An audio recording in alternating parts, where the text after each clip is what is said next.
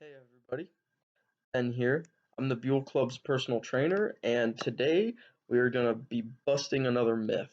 So, a myth surrounding um, more so the aerobic component of exercise, such as like running and walking and swimming and things like that, but also surrounding like the weight loss side of exercise, as well as generally just like the maintenance side of exercise. So like if you're trying to lose weight or if you're trying to maintain your weight or anything like that, this is a myth that it's a fairly simple and short way of thinking that is easy to hear and be like, oh, yeah, that makes sense.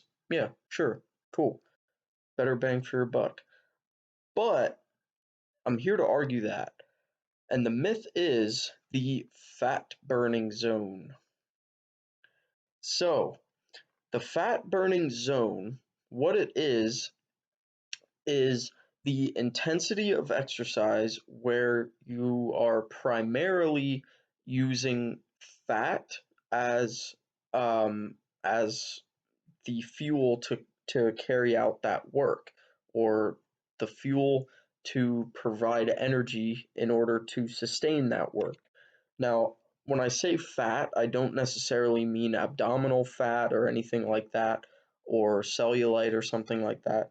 I mean fat from your diet that's coming into the muscle to be utilized, most likely via the bloodstream. Um, so, the fat burning zone is something that you can keep track of with your VO2 max. Now, what that is simply the measure of how of your aerobic performance that you can maximally achieve. There are ways to test this with a prediction, and also ways to conduct a maximal test for it. Both of which, if you're interested in doing once everything opens up again, I can conduct that and give you some information there, and help you go from there as well.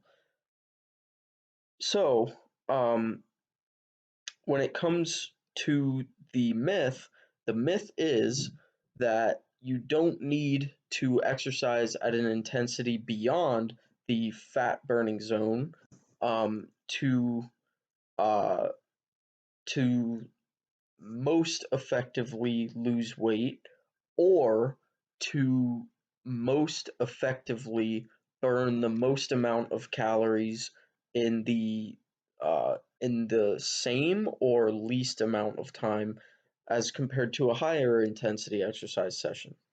So, um, to break this down a little bit, when it comes to energy expenditure during aerobic exercise, sorry, it's a little gnat fruit fly flying around.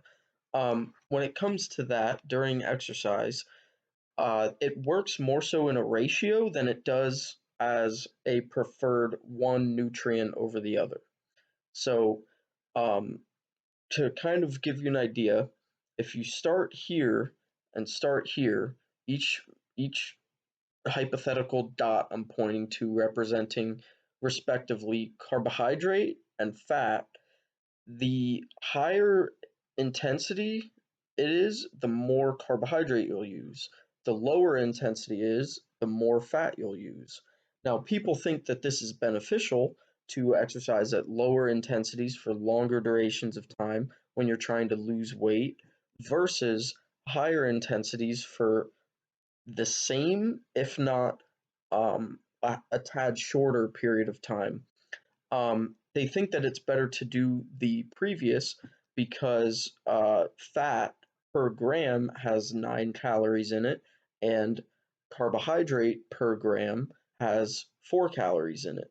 So you think, oh, well, if I exercise in the fat burning zone for this amount of time overall, I will expend more calories than I would if I'm exercising at a higher intensity where I'm primarily using carbohydrates and using uh, and burning that 4 calorie per gram ratio. However, um, exercise doesn't really work like that, and you're more so using a varying proportion of those nutrients until you reach a crossover point at about 30 to 40% of your VO2 max, um, until carbohydrates become predominant. Before that, fat is predominantly used. So the thing about this that's a myth is that, um, even though it it sort of makes sense that if you're in the fat burning zone, you will burn more fat inherently. Um, it's not necessarily true because you're not a burning the fat that's like abdominal fat or burning off cellulite or something gimmicky like that. You're actually using fat that's in your bloodstream that's supposed to be there, that's supposed to be readily used for fuel, when it's needed. However, when you get to higher intensities, meaning intensities above that crossover point of roughly 30 to 40%, um, you'll actually expend more calories during that amount of time at a higher intensity. And I think that the reason that this is something that's so like predominantly believed and so predominantly like pushed is because it's easy to sell, and it sounds a lot more effortless for the client or for the exercise enthusiast. Um, and frankly, there's much more gimmicky people out there than there are people out there who are actually trying to benefit clients and exercise enthusiasts for the long run by giving them actual scientific information. So, what I would typically recommend is starting at lower intensities, and depending how you progress throughout the week or progress throughout a month or something like that, basically just depending how you respond to new exercise changes and new exercise habits, I recommend that people, make the climb in intensity over time, and therefore your overall fitness improves. You expend more calories, per session if weight loss or weight maintenance is your goal, um, and you increase your efficacy because you see yourself conquering these challenges that are much more difficult, or even just slightly more difficult than the working out in the fat burning zone. um, and I think that that's much better groundwork to lay in the long run than somebody trying to sell you, yeah, exercise is in the fat burning zone. You'll burn fat. You'll lose fat way faster if you exercise in the fat burning zone. Buy my book on the fat burning zone and things like that. Because, I'm sorry, I lost my train of thought. But point being, if you're going for actual sustained results, you've got to progress exercise and or maintain your fitness levels while varying something else.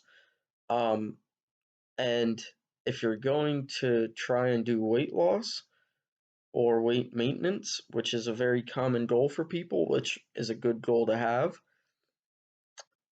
doing what is minimal typically is not the best, which is basically how the fat burning zone is sold. So, my takeaway to you folks would be get out there and push yourself.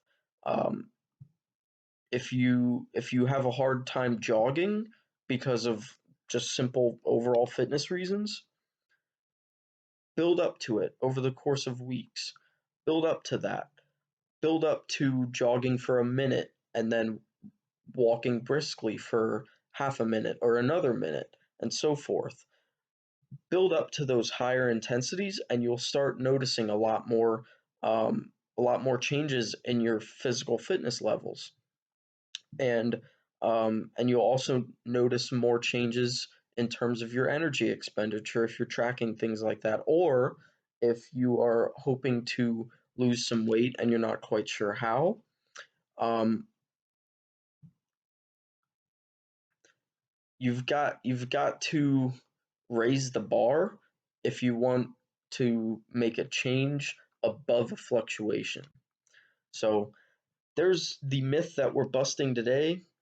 The fat burning zone scientifically is a thing where fat is primarily used as fuel. However, it is not like far superior for weight loss or anything like that. And it can take a much longer amount of time to burn the same amount of calories as you would exercising at higher intensities.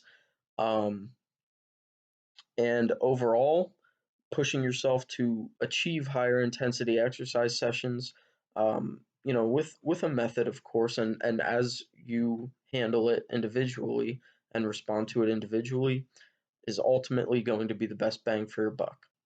So I hope this video was helpful, and if you want to learn more about stuff like this and how to use it and how to make it effective, check out the Buell Club personal training that I will be doing once everything opens up, and we will get to work. Tune in to next week's video on myth busting, which is what you should get out of a personal trainer versus what you should not get out of a personal trainer. A little bit less popular of a myth, but from the coach's perspective, there's still a big um, gap in terms of perception and reality. So next week we will talk about that. Have a good one. Go out and conquer something, and I hope you have a great Friday.